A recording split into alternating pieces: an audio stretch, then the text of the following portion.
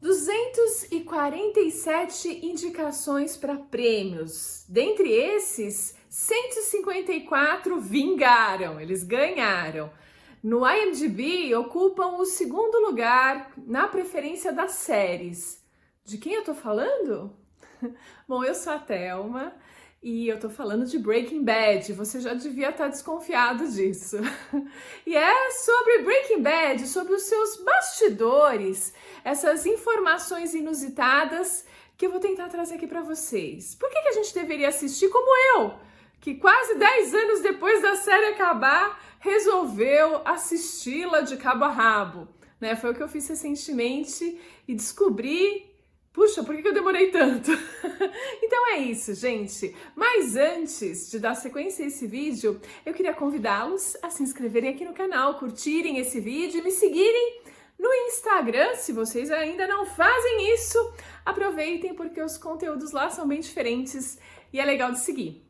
E por aqui a gente vai de Breaking Bad. Sim, essa série criada pelo Vince Gilligan, né? E eu, assim, assistindo, como eu tava dizendo, eu tive aula de Breaking Bad. Na verdade, eu tô fazendo a mentoria do Carreira Literária e eu tô amando. E na aula de pitching, na aula de sinopse, o Breaking Bad foi usado como exemplo. E fiquei encantada com a história e eu não tinha assistido até então.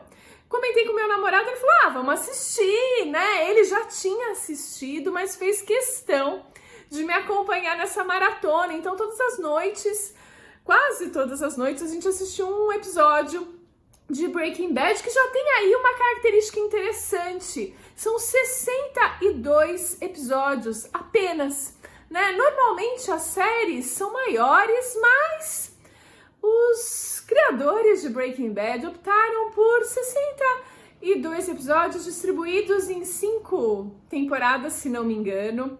E a ideia surge aí pro Vince Gilligan, logo que ele sai, que ele termina um trabalho dele em algum estúdio e ele pensa, puxa, o que eu vou fazer agora para ganhar vida? Só se eu resolver fazer metanfetamina.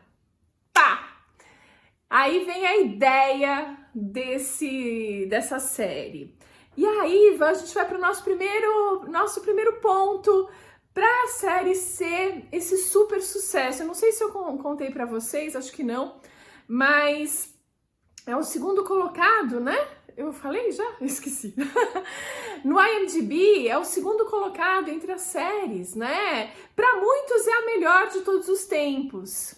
E como eles conseguiram isso? Já começaram por essa ideia, esse ponto aí que o Vince levantou. O que é isso? Isso é um high concept, que é uma técnica, que é um ponto importante do storytelling e que, ao que parece, para os roteiristas que querem levar uma proposta para Hollywood, é bom que se tenha isso. O que é o high concept? É você ter uma ideia capaz de gerar uma história interessante, inusitada, algo que seja uau! Que é isso, né? Como o Gillian transformou em Breaking Bad, ele criou o professor de química, calmão lá, que trabalha com seus alunos que mal respeitam o trabalho dele, ali no ensino médio, que tem um diagnóstico de câncer de pulmão, que é um dos ferrados, né? Infelizmente, é um dos tipos de câncer que levam mesmo a morte, assim, né, o tratamento difícil. Ele tem esse diagnóstico e ele tá ali naquela vidinha, ele tem um filho com problemas, tem uma criança a caminho, a esposa tá grávida e ele não tem grana, ele vai morrer, ele se vê aí com esse diagnóstico e provavelmente vai morrer e não vai ter como sustentar a família dele, deixar a família dele numa condição mínima, né? E aí vem a ideia, o que eu posso fazer? Vou fazer metanfetamina, vou me transformar no maior produtor e traficante de metanfetamina aqui do meu pedaço e vou deixar algo para os meus filhos. Então essa sacada, né? sacada inusitada, essa ideia é um high concept que vai gerar aí esses 62 episódios, né? E aí ele já começa nesse primeiro episódio quebrando os paradigmas, né? Porque ele inverte aí uma questão. Ao invés de a gente ver uma jornada do herói durante toda a série, né? Vendo um herói se transformando ao longo de toda a série, não, a gente vai ver um anti-herói sendo criado. Ele que era um sujeito calmo, pacato, bom, vai se transformar no maior drug dealer ali do pedaço. Essa é a ideia. Então, traz essa originalidade, traz esse impacto de um high concept, né? O que mais que a gente tem de interessante, né? Vocês sabem que nessa apresentação do Vince Gilligan, ele foi para HBO, para o FX, para TNT e recebeu negativas. Eles não se interessaram por essa história. Imagina só a cara deles, né? Foi a AMC que se interessou, que comprou o projeto, porque era um projeto difícil de ser realizado. Eram gastos $3 milhões por episódio, olha só. Mas valeu a pena, gente. Valeu muito a pena. Falando um pouquinho dos prêmios, né? Foram 16 Emmys que eles receberam. 6 foram do Critics' Choice Award. 2 Globos de Ouro. A premiação não foi fraca, não. Eles ganharam muita coisa. E isso inclui melhor ator, atriz, coadjuvante, ator coadjuvante, roteiro. E uma coisa que me passou pela cabeça era quantos roteiristas participaram dessa maratona de episódios, apesar de não tão maratona assim, não tão longo, né, com 62, mas tinha muita gente aí escrevendo. E de fato, foram, além do Vince Gilligan, foram mais 20 roteiristas que participaram em maior ou menor proporção, trabalhando em conjunto ou não, mas atuantes aí. E aí a gente chega num outro ponto interessante, que é a coesão.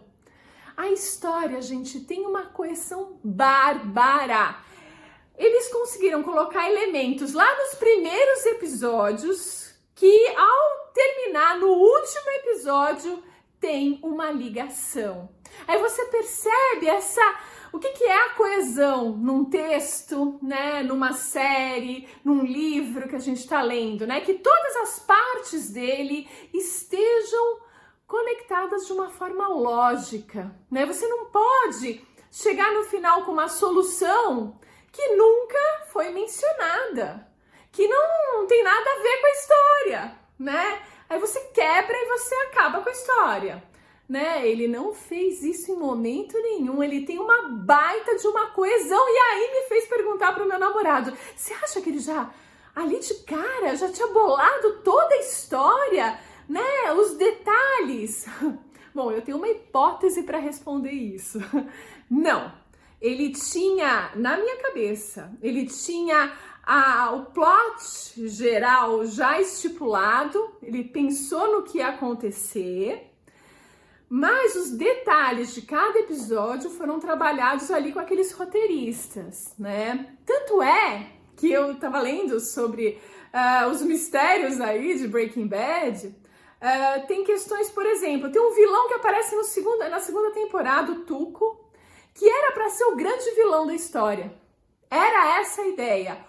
O ator não segurou a onda. Tamanho era o peso do papel dele, era uma coisa tão complicada que ele pediu para ser morto na história. Ou seja, mesmo que eles tivessem pensado em coisas para esse vilão, eles tiveram que mudar o plano, adaptar. Então eu imagino que existia sim um planejamento macro, né, com algum tipo de detalhe que a gente pôde ver acontecendo ao longo do tempo e aparecendo lá no último episódio, mas o detalhe fino era feito em cada episódio, em cada temporada, né? Outra questão, por exemplo, o Jesse. Quem começou a assistir, né, o parceiro de trabalho do Sr. White é o Jesse. Não era para ele sobreviver à primeira temporada.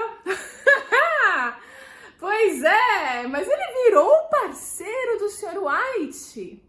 Pois é, não vou aqui dar nenhum spoiler, mas ele segue na trama, ou seja, existem ajustes que são feitos de acordo com o que vai acontecendo, né? E aí a gente precisa de 21 roteiristas para bolarem tudo isso. Mas, no geral, existe um plano sim, para dar essa coesão. Aí outra questão que me chamou muita atenção eles ganharam, por exemplo, um dos Emmys foi pelo casting, pela escolha dos personagens.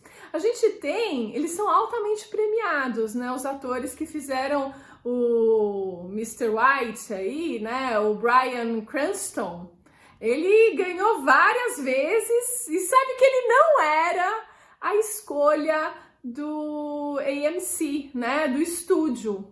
Eles queriam um ator mais parrudo. Eles tinham Matthew Broderick. Ai, eu achei essa escolha estranha, mas eles queriam, por exemplo, eles tinham umas outras opções de atores com um histórico mais parrudo. O Vince conhecia do Arquivo X, eu acho, o Bryan, e ele sabia que o cara tinha potencial. E falou, não, o meu Sr. White é o Bryan. E não é que foi. E não é que... tanto é que ganhou o casting aí, premiação pela escolha dos atores para cada papel. É perfeita. E aí a gente entra num outro ponto, que é a verossimilhança, né? Que é esse casamento do casting bem feito, mas com o que esses roteiristas fizeram, como eles desenharam cada personagem, né? Você precisa, o que é a verossimilhança? Ser semelhante à vida, né? A história que você está escrevendo tem que ser plausível, tem que ser semelhante à vida, senão você não cai na história, você, tá, que coisa chata, você acorda do sonho, né? E como fazer isso para uma série que o cara faz metanfetamina para vender e vai se transformando num bandidão? Pois é, eles retratam, para começar, pelo herói, que é o anti-herói, né? Talvez a gente, na vida real, tenha mais anti-heróis do que heróis, né? A gente tenha transformações, né? A gente costuma ver nos filmes um herói muito bonzinho, muito certinho, e que ele vai se transformando com um certo encantamento nas coisas que na vida real muitas vezes não acontece. E em Breaking Bad acontece. Tem elementos de realidade. Nenhum personagem, até os bonzinhos da história, tem bonzinhos na história, eles têm problemas, eles são humanos. Né? Por exemplo, tem o cunhado do Mr. White que trabalha para narcóticos de lá e investiga os crimes relacionados ao tráfico de metanfetamina. Olha só, ele tem o grande antagonista dele na casa dele, é o cunhado dele. E ele é o perfeitinho, né? Não, ele tem um lado meio sadomasoquista, ele tem síndrome do pânico. Você vai descobrindo ao longo dos episódios que ninguém é perfeito. A esposa dele é a santa, ela que manda, desmanda, faz, sabe? Ela é a perfeitinha e é cleptomaníaca, sabe? Você vai vendo essa ambiguidade nos personagens, que é a ambiguidade que todo mundo tem. A gente tem lados bons e lados ruins, né? Claro que é um pouco mais dramático numa série, mas é isso aí, né, gente? Então tem verossimilhança de sobra nessa história. O que mais que eu tenho aqui para contar para vocês? Por exemplo, não vou falar o que acontece. Gente, se vocês foram como eu, assim, retardatários, quase 10 anos para assistir uma série que acabou há 10 anos, né? Quase 10 anos. Animem-se, porque vale muito a pena. É uma aula de roteiro, é uma aula de coesão, de verossimilhança, de high concept, é uma aula de tudo. Para quem tá escrevendo, para quem curte, né, esses detalhes, né, ela vale muito a pena. E aí tem mais pro final da série, vai ter a morte do grande vilão, quem acabou assumindo o papel de grande vilão. Quer dizer, tem tanto vilão na história que você nem sabe quem é o vilão direito, mas tudo bem, um dos grandes vilões vai ter uma morte que é assombrosa. Você fica assim, ó, não!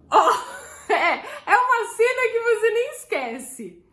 Eu não vou falar aqui porque perde a graça, mas essa cena ocorreu.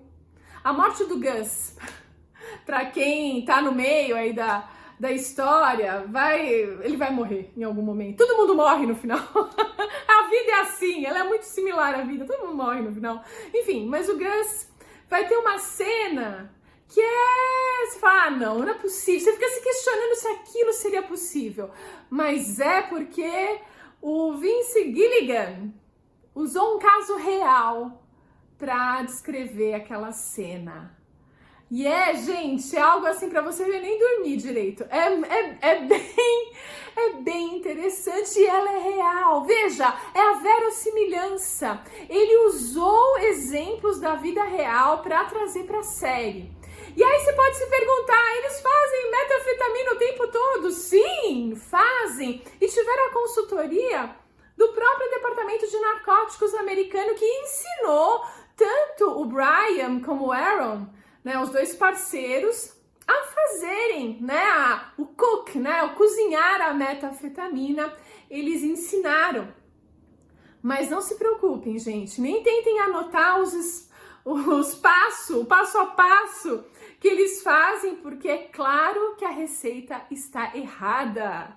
Sim, propositalmente errada. As pessoas que querem entrar para o ramo da metanfetamina, esquece, porque não é um curso prático de como fazer metanfetamina. Eles propositalmente não fizeram isso, né? A receita ali está errada. E vocês vão ver que a metanfetamina deles é azul. No mercado mundial, tentaram fazer azul para aproveitar o sucesso da série. Os verdadeiros traficantes tentaram, olha a vida imitando a arte, tentaram fazer a metanfetamina azul, mas não conseguiram. E ela era mais fraca do que na história. Ela é super potente, de uma pureza altíssima, dificílimo de ser atingido na história. Na vida real, isso não acontece e não deu certo a iniciativa de pegar carona no sucesso da série. Isso é o fim do mundo, né?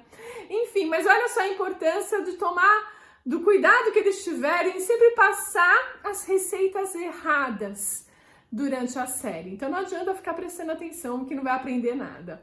Bom, gente, é isso. Acho que eu falei um pouco dos pontos que me chamaram a atenção dessa série que é maravilhosa. É uma aula, a cada episódio, uma aula de como escrever. Seja livro, roteiro, uma aula que o Vince Gilligan, os 20 roteiristas que trabalharam com ele, esses atores incríveis nos deram, né, de como contar uma boa história. Eu fico por aqui e a gente se vê no próximo vídeo.